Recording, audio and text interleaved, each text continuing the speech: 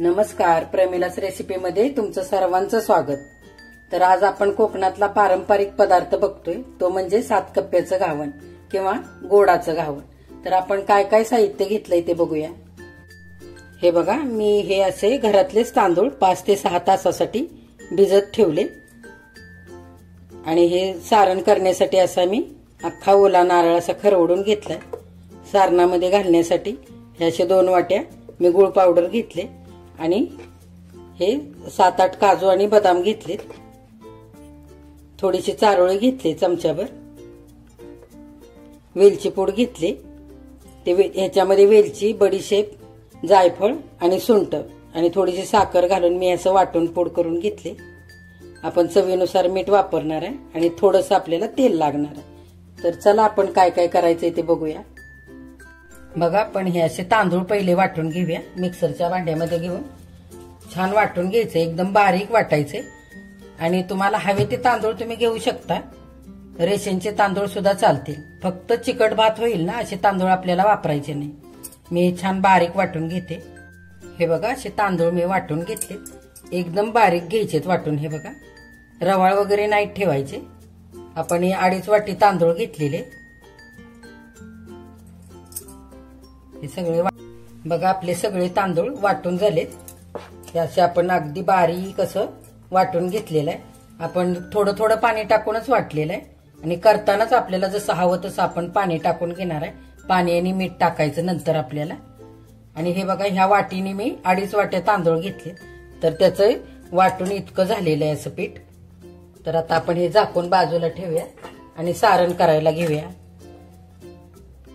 बघा, हे सारणासाठी आपण हे काजू बदाम मिक्सरच्या भांड्यामध्ये घालून घेऊया आणि ही चारोळी 1 चमचा घेतली ती। तर हे बारीक वाटून घेऊया। तुम्हाला हे जर घालायचं नसेल तर नाही घातलं तरी पण चालेल। बघा, हे मी असं वाटून घेतलं एकदम बारीक असं। तर ह्याची चव खूप छान लागते सारणामध्ये, म्हणून मी हे काजू बदाम आणि चारोळी अशी वाटून घेतली। आता आपण हे भांडं मांडून घेतले, छान गरम झालेलं आहे। आपण हा अख्खा नारळ खरवडून घेतलेला आहे। आपण हे पूर्ण खोबरं घेतोय।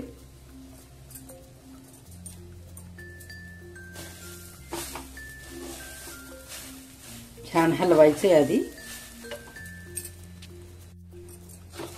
खोबरं आता छान असं परतलंय। आपण ह्या 2 वाट्या गुळ पावडर घेतली ती घालून घेऊया।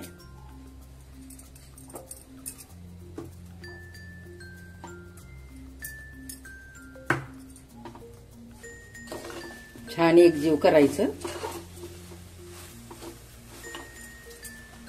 आणि हे काजू बदाम आणि चारोळी हे वाटून घेतलेलं पण याच्यामध्येच टाकून घेऊया।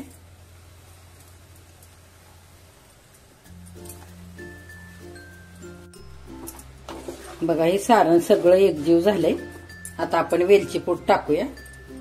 हे आपण मोठा चमचा भरून वेलची पूड घेतली, ही सगळी टाकली। आता मीठ पण घालू थोडं चवीनुसार।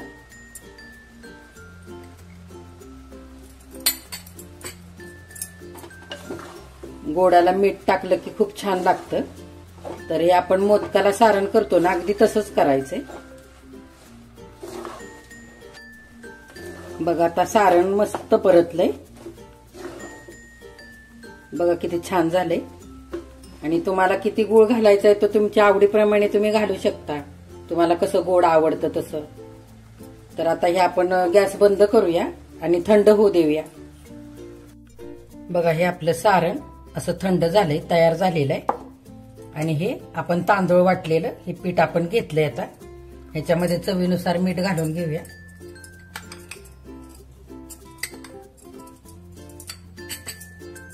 आणि पाणी ओतून घेऊया।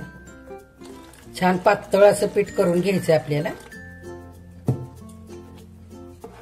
आपल्याला ते घावण घालता यायला पाहिजे असं आपल्याला हे पातळ करून घ्यायचंय। एकदमच पाणी ओतून नाही पातळ जास्त करायचं। हे बघा, असं अगदी असं पातळ इतकं करायचंय। बघा, हा मी नॉनस्टिकचा तवा इकडे मांडून घेतलाय।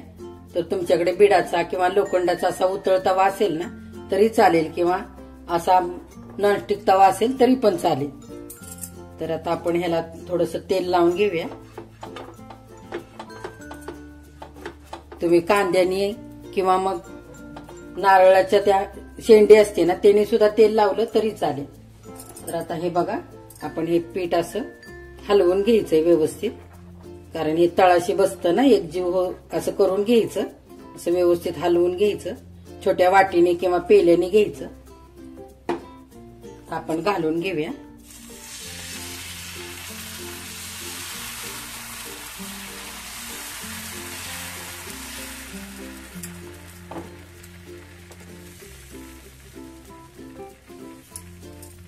थोडासा गॅस फास्ट करूया.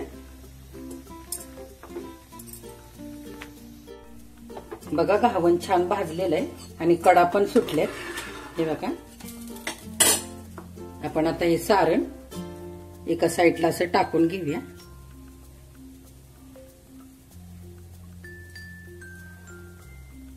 थोडं थोडं असं पसरवून घ्यायचंय.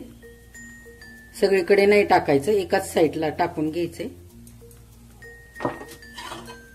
आणि ही एक साईड अशी त्याच्यावरती दुमडून घ्यायची.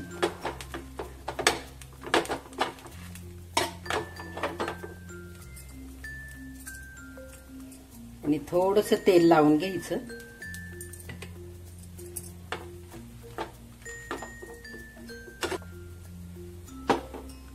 आणि आपण त्याचं घालून घ्यायचं एक साईडला.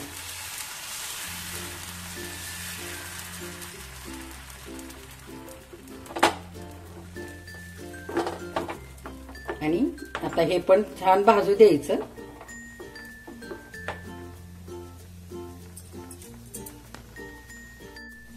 बघा, भाजताना थोडासा तवा असा फिरवून घ्यायचा, म्हणजे सगळीकडे ह्याची खालून उब लागते. बघा, हे पण थोडं मोकळं झालंय. आता आपण गॅस छान बारीक करायचा आहे आणि सारण घालायचं ह्या साईडला.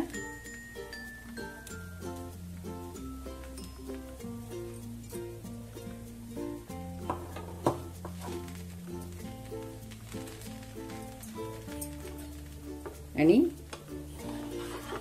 ही बाजू अलगद अशी ह्या बाजूवरती अशी उलटून घ्यायची. बघा,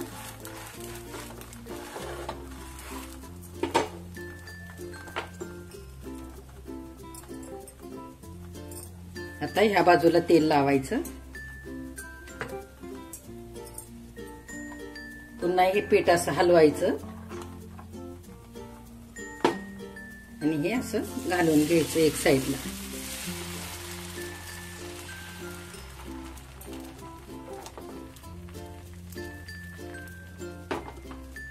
बघा, ही पण साईड छान आता इकडून पण कडा व्यवस्थित सुटल्यात, भाजलं गेलंय व्यवस्थित. हे बघा, आपण इकडे पण सारण असं भरायचं.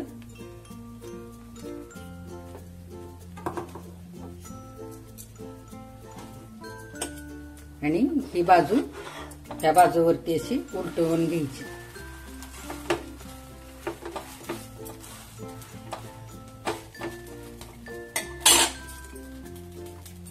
आता ह्या बाजूला थोडंसं तेल लावायचं आणि पुन्हा परत याचं पीठ छान हलवून घ्यायचं.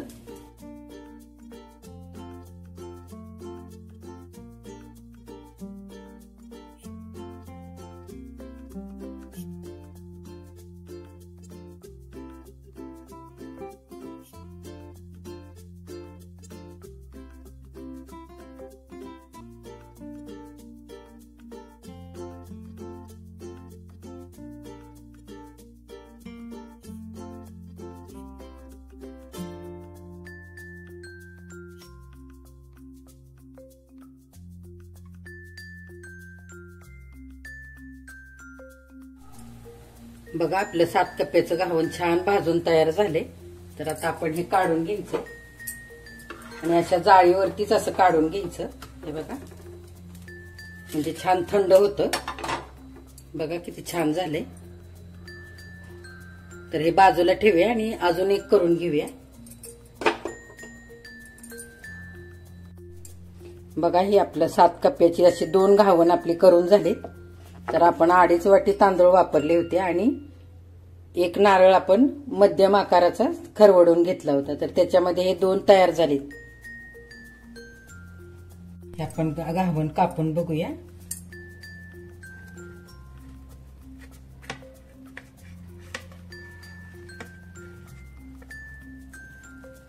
हे बघा किती छान झाले